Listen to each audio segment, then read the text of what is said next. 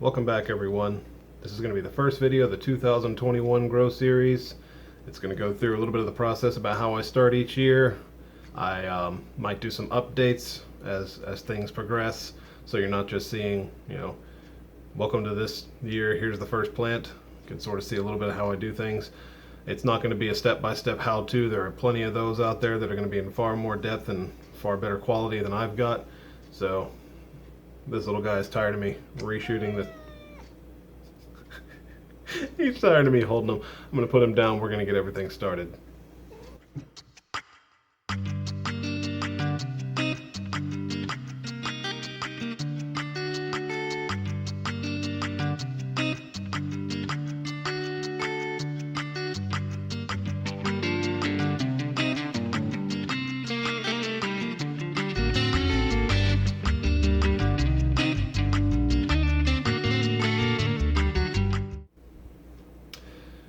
Glad to see some of y'all back, even though the more perceptive of you probably realize I can't see you that you're back. Moved back inside because it's kind of chilly out today. Did a little bit of work outside trying to start getting some of my containers prepared for planting, even though I'm a long ways out. I've procrastinated on that too much, and I've had to do like all of my containers over the course of a day or two, and it's just a ton of work to do that. Sorry about last year being such a short season as far as videos go. I didn't have a huge amount of variety. I had the biggest issue, of course, was that we had a late freeze, and I did a poor choice in using that unfinished soil. The compost was not prepared, and I'm pretty sure it stunted the growth of everything. But that was last year. This year's I'm not gonna make that mistake again. So I'm gonna be recycling a lot of that soil, but I'm gonna be mixing it with newer stuff and a little bit of fertilizer and probably some store-bought compost, because I didn't compost anything this year really. I mean, I've got maybe a half a bag's worth that I did myself, and it's mostly grass clippings and a few food items that I threw in there over the year. I don't have a whole lot of food waste around here. I mean, look at me, do I look like I waste a lot of food? But no, we're gonna get this year started, and figured I'd do my first video on how I get everything started. So the first thing that a lot of people probably wonder is how I choose what I'm gonna grow. The biggest part is I'm gonna grow some staples, and every year there are a few of those. We'll start. I'll go through those in just a minute, but then I do like to grow a lot of new stuff as well, to be able to actually produce videos for this. I mean, nobody wants to see me try a new ahi pineapple each year, because if you want to see the ahi pineapple, you just go watch the old videos. I may go back to some of the old videos, and if they're particularly poor quality, or if I'm just not happy with them, I could shoot another one in the future, but I mean, we'll see. Overwintered this year, I have one Tabasco, I have two ahi pineapples that are in the large 31-gallon tote, and they were huge last year. I mean, just big, huge, bushy plants, and there were two of them in there, probably produced about 150 to 200 pods apiece. And what was the third one? It's in my garage, right back there. Oh, is a goat's weed. I was so impressed by that specific goat's weed phenotype, the velour style of like the velour feel of the plant, and the black peppers that turned bright red and were just mind-numbingly hot for an annual. Oh gosh, I was super impressed. I don't know if I'm gonna grow more of them. I want to, but I am limited on space, and I've got a lot of new varieties this year. I'm super excited about that. On the other hand, I may tone back a couple of the extra varieties this year so I can grow more of the staples. And by the way, a lot of you in the South may realize that during the winter, these like to make their way into your house. Little ladybugs. I don't kill them because ladybugs are our friend. I don't know if these are the Asian variety, but I'm told they are. They're not too much of a hassle. They tend to congregate in corners up close to the ceiling, but they tend not to bother me too much. I find dead ones every so often, and the ones that I do find that are alive, I generally move to the live plants that I have over here in the window. They can hang out on the plants all they want to. If that variety still eats aphids, do your thing. So how many am I going to be growing this year? See, that's a question I was trying to answer today. I was counting when I was out there, and I've got, I think, 36 spots for single buckets, and then I've got, no wait, I'm sorry, it might have been 32 spots. It's some number over 30 that I have that are just buckets, and then I've got the 4 larger, I think they're 10-gallon containers, the ones that I did just tomatoes in last year. I'm not doing that again this year. I'm tired of tomatoes. They put out one good, even the super sweet 100s, they put out one good harvest, and then they're just sporadic here and there. Maybe again, that could have been my poor choice in soil last year. I don't know. I may do a couple this year. I may not. I'm not 100% decided. I still got a little bit of time. I think my closest estimate container-wise right now is 40 plants, and as you know, I like to grow 2 of each. Now that's 40 not including the 4 plants in the garage, the 2 pineapples, the goatsweed, and the Tabasco. I probably won't grow another Tabasco because I'm not going to be making a sauce with it. I'm just going to be using the fresh ones to make the Texas Pete style vinegar peak sauce, and that would probably be just the 1 plant's enough, especially when you start with one that's already mature. They just explode. So that's container wise. Now I'm also thinking about and have been planning to put in a raised bed. It's not set in stone either how big or where it's going to be.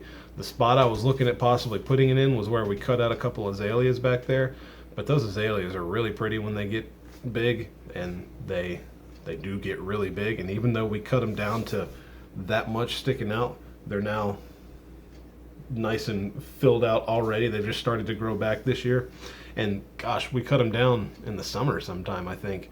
So in just the few months that they were cut down, they've already started their way back, and they're going to be enormous. So if I were to put the bed there up against the deck, I'd probably have to dig those out, otherwise they'd just come straight up from the bottom, I'm afraid. Even if you buried those things, I feel like they'd make their way out.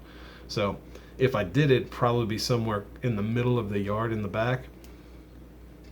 I'm not 100% on that because it really is, it's going to depend on how much sun I can get in those spots. So as we get a little further in the year, probably another 3 to 4 weeks or so, I'm going to determine whether or not I'm going to pull the trigger and go ahead and build one of those. So with that, I think I've made my decisions on what all I'm going to grow this year. So we're going to go ahead and get started with that. And there are a few things that you need. You can, if you're doing it all indoors, as far as starting it, then you will need something to keep them a little bit above room temperature. That's the way I look at it. You could probably germinate seeds at room temperature if you keep it around 70 to 72. Me personally, I keep the house around 65 because I like it cool, and I like being able to put on clothing to get warm, and then if I get warm I could just shed a layer and I'm good to go. Much to the chagrin of literally anyone who comes here. They always walk in and say, oh gosh, you keep it cold enough in here? No, I could go cooler. But it's not good for seeds. So I do have a grow tent, and we're going to go take a look at that right now. Alright, this is the grow tent. It is a milliard grow tent. I believe it's a 5x5x2. Could be wrong. It's a little bit messy right now. I've got stuff all over from last year. Just a bunch of trash on the top of my light. And then underneath here, got an 8-bulb T5 grow light. And plenty of room for seedlings. And dirt and stuff that I'm going to get cleaned up. Got leftover seeds from when I was drying. And this is the room, this is the spot, this is where it all goes down. Well, while it's indoors. I'm going to get that cleaned up, and I'll be right back. We're back. Vacuumed out the bottom part a little bit. Look, I'm a realist, okay? This thing is going to be full of dirt here in a few days, so, well, a few weeks, and it doesn't need to be spotless. I understand that. Same with the top part up here. This is where seeds are going to be. It's going to be, not super duper pretty, so I'm not going to come in here and polish the damn thing up, but I'm going to at least get everything cleared out so I've got as much room to work with. And I did the one thing I like to do at the beginning of each year. I reset. It's hard to get that to focus because it's one of those old style screens, but you can see it says 82.9 degrees right there, 83.1. Ooh, it's going up. Look at there. Always reset that so you can keep an eye on your temperature when it goes up or down. You can see the max. The max it got to between last year and now was something like 91 degrees, which is a bit too hot, but I'll be working on the ventilation to fix that up.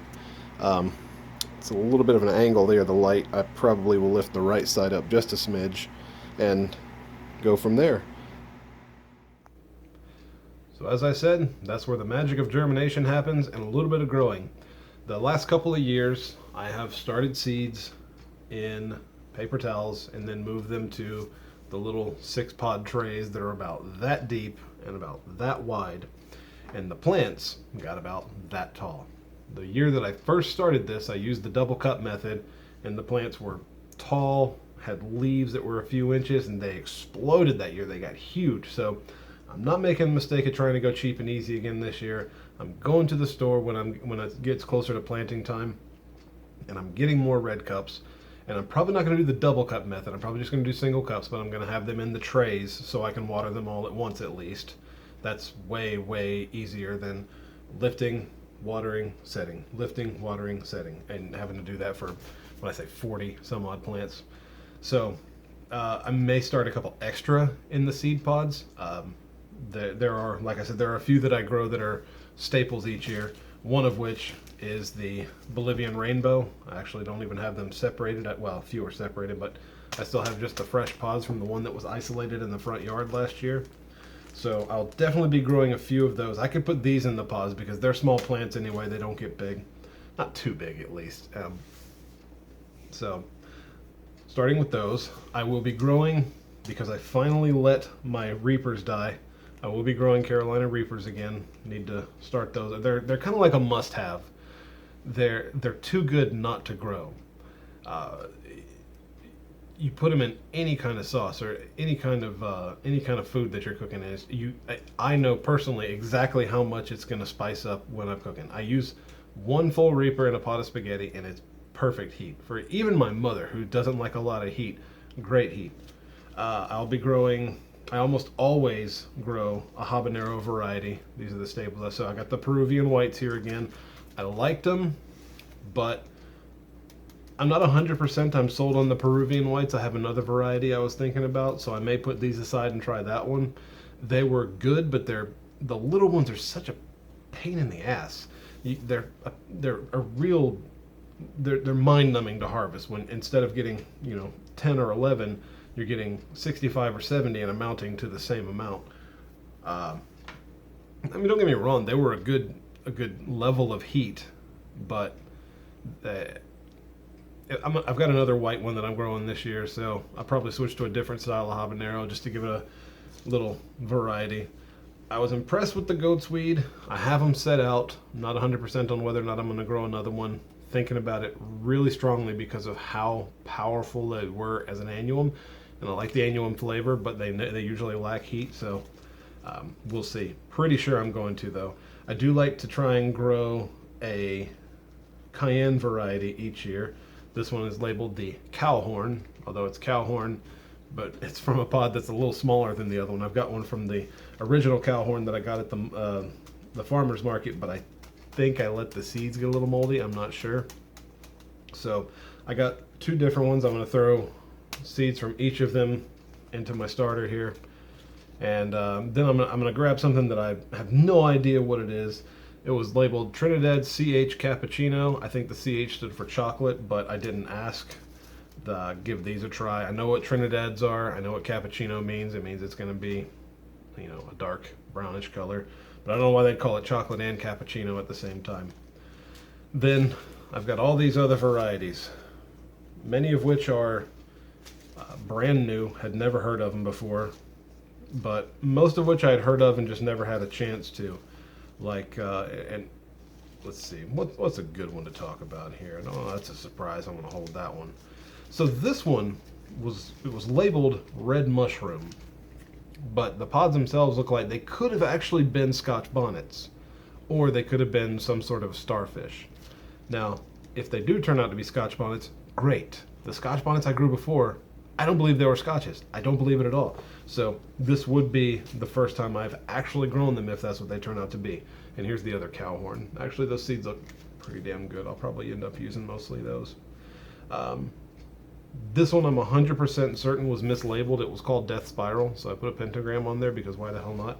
I don't think it was the ones that are called Death Spiral. I'm going to do some research when I actually see them and try and figure out what it is. And once I figure it out, I'm going to relabel it, but it's going to be called Death Spiral.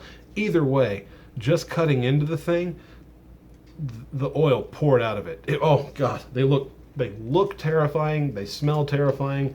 And they are going to be terrifying, and I can't wait to see what they are. And wait, that means I have to try it. Oh boy. Maybe I'm not very smart.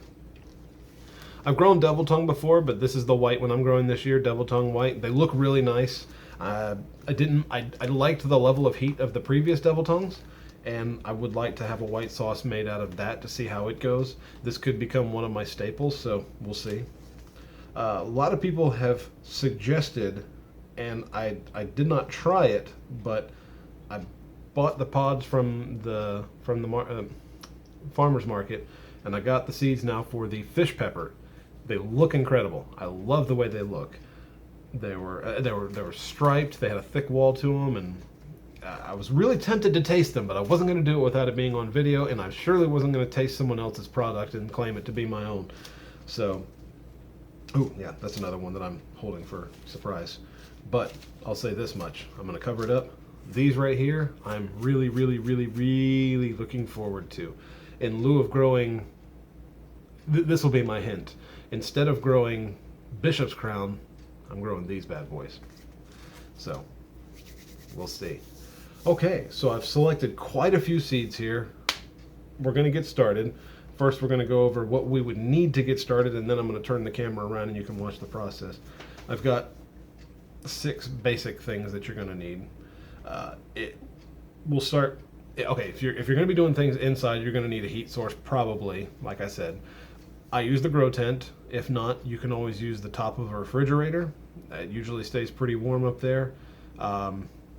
Any place that's on top of an electronic that gets a little warmer and stays that way, if you have something that stays on all the time, like a cable box or something. I don't know if I'd block the top of your cable box though, because they do have vents on there to keep them ventilated. So, but use your better judgment on that. So any heat source that is out of the light, you don't want them to be lit. You want them to stay in the dark because you don't want light to hit roots, and these are like your base roots. So other than that, you're going to need bags of some kind. Ziploc are not 100% necessary. I got these on sale. You can get the cheaper ones because you're not going to need them to be super well zipped. You don't need them to zip at all, in fact. The dirt cheap dollar store variety will work just fine, if not better than these, and you can get these to use for your actual sandwiches. You need, oh God, I can't separate these without just pulling the whole thing. You need paper towels. Any kind will do. The half towels are probably better because it saves you an extra cut. Speaking of cutting, you're going to need scissors. You will need, I suggest highly a spray bottle. And the only reason I don't say you absolutely need it is because you can do without it, but these things are like $1. Seriously, go get a spray bottle. You will need, this is the most mandatory thing on the entire list, Sharpie. I've gone over it before and I'll say it again. If you don't label these things, you will not remember what they are. How you label them is up to you. If you want to put them in a row and then label the row at the bottom, or if you want to do what I did last year and label each individual bag, then so be it. So this is last year's. This was my goat's weed from last year, and there's still a couple in there that look like they never actually grew any kind of root. So that'd be why they didn't get planted. I'm going to recycle a few of these bags. The bags didn't go bad, and their only purpose is to hold moisture in. So with that, with those things, oh, and of course number 6 is, we've already been over, seeds. So, I'm going to turn the camera around, we're going to get this started, and I'll show you my version of the paper towel method. It's not the best version in the world, but it's pretty much just like everybody else's, so let's do it. Alrighty, I'm going to try and sit in a way that my voice doesn't come through deafeningly loud on this, and I'm going to speak a little bit quieter and less deliberately, I guess is the best way to put it. And hopefully this is fairly normalized throughout the video. So, this is the process. Grab your seeds. Wait a second. Okay, this is actually a good time to make a point. You see that one seed there that's not moving? It's because it's not in the bag. Therefore, I have absolutely no idea what seed this is. So the first thing you're ever going to want to do is clear your table out of everything that could be something you can't identify seed-wise. So you don't accidentally plant the wrong thing, and then you're out half of what you wanted to if you only grow 2, or if you only grow 1, you grew the wrong one. You get my point. Don't grow something you're not aware of. Step 1. Paper towel. You have a couple of choices on this one. This is a full-size paper towel. I'm not going to use a full-size paper towel for this project. I'm going to use, by the way, get the 2-ply, split them long ways, or separate them. This makes it a little bit more economical in the long run. You take the paper towel and you cut it into sections that you're comfortable with. So, get that one out of the way for now. Now I'm just going to cut this one roughly up the middle. This is not a precise process. Precise process. Fun little couple of words there. Now, you're going to think this is too simple. Or maybe not. You might think this is difficult. I don't have many Reaper seeds, so you know what? I'll save some from this year if they grow well. I'm just going to dump every last one of them. That's not a seed up there, so I don't care. Onto my paper towel, and then save the bag because I'll use it later. Alright, so sort of spread them around a bit. You don't want them right next to each other. Oh gosh, I'm trying not to bump the paper towel, but can't really help it in some cases. Okay, so they're a little bit spread out. This is the magic. You ready for it? This is it, right there. That's it. We did it. All right, we're good, right? Okay, well, not quite. Spray bottle. Very light misting. Just to really seal them in place there. And then a bag properly labeled for them.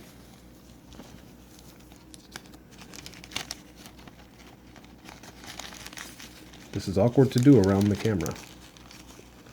How's everyone doing out there in TV land? You know what? That's not going to go in that way. It will need some assistance. So, we shall use the scissors to assist. Assisters.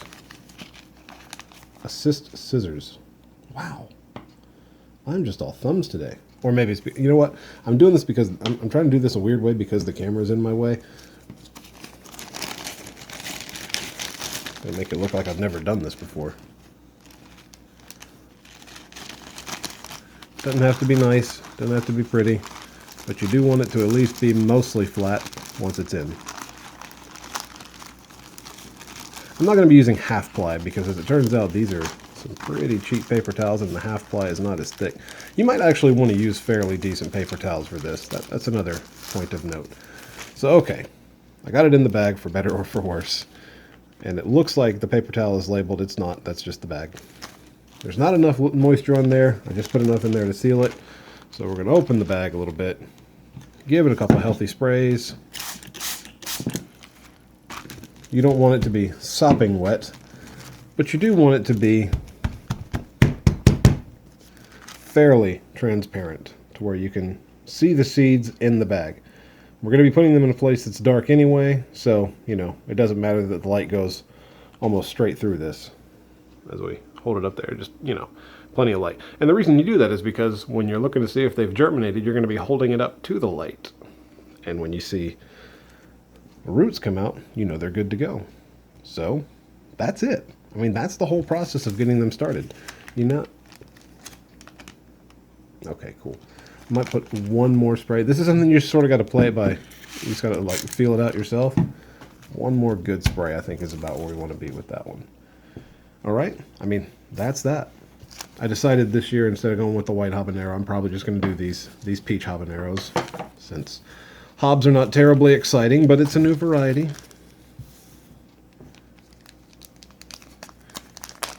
We rinse and we repeat. Now this bag is quite full. I'm not going to put that many down.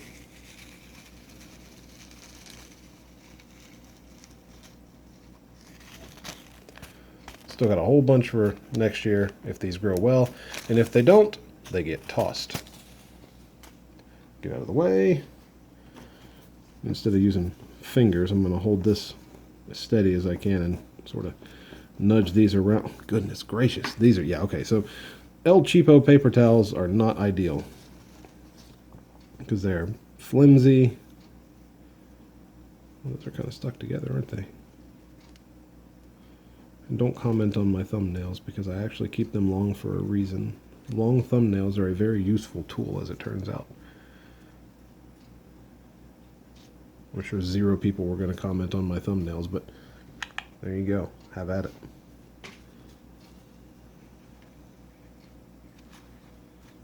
All right, they're in place, fairly spread out. Like I said, you can be very specific on how they're spread out. If you want to grab a pair of tweezers and go 1, 2, 3, 4, 5, 6, 7, 8, 9, 10, 11, 12, you know, have them all that way, that's fine. This is not a process that needs to be precise. A little bit of water to seal. And then, this is last year's Peruvian white habanero bag. I marked out Peruvian white and put on peach. That's what we're growing.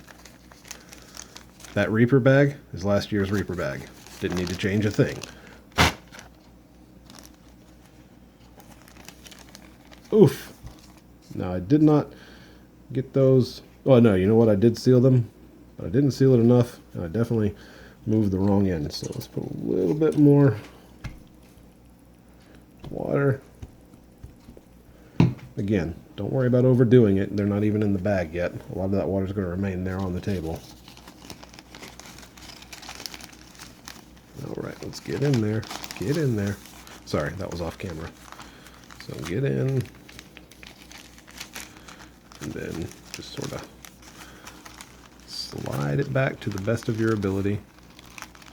There we go. That worked a little better. Now that they're in place, a little more agua. Once again, not sopping wet. You don't want there to be pools of water in the bottom of it, but you definitely want it nice and damp. Now, I didn't mention this on the last one.